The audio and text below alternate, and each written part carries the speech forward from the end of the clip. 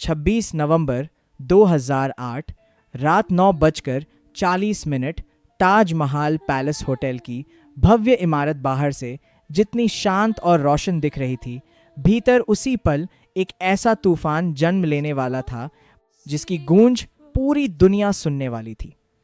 अरब सागर की ठंडी हवाओं के बीच खड़े इस ऐतिहासिक होटल के दरवाजे अचानक भय और अराजकता के प्रवेश द्वार बन गए जब भारी हथियारों से लैस आतंकवादी भीतर घुसे और कुछ ही सेकंड में उस आलीशान जगह को चीखों और गोलियों की आवाज से भर दिया।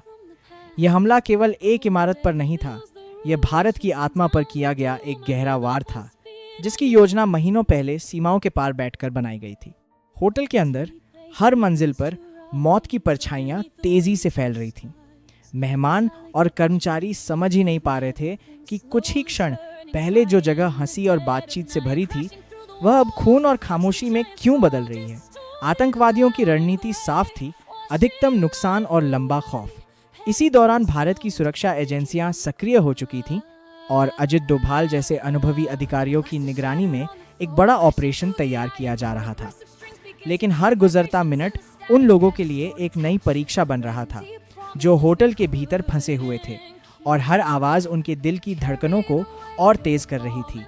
27 नवंबर 2008 सुबह 5:30 अंधेरे और धुएं से भरे उस होटल के भीतर अब एक और कहानी लिखी जा रही थी, साहस और बलिदान की। संदीप उन्नीकृष्णन के नेतृत्व में एनएसजी कमांडो अंदर प्रवेश कर चुके थे।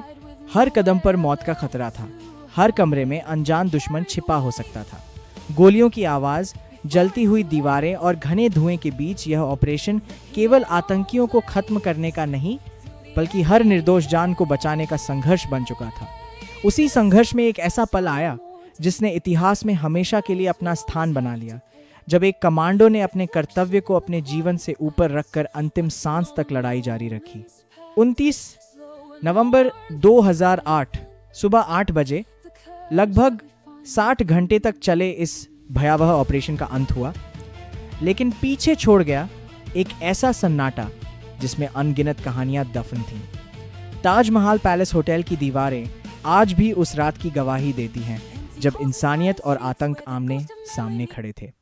यह सिर्फ एक आतंकी हमला नहीं था, यह एक ऐसा जख्म था जिसने पूरे देश को झकझोर दिया और ये याद दिलाया कि अंधेरे चाहे कितने भी गहरे हों, उनके सामने खड़े होने वाले साहस की रोशनी कभी बुझती नहीं।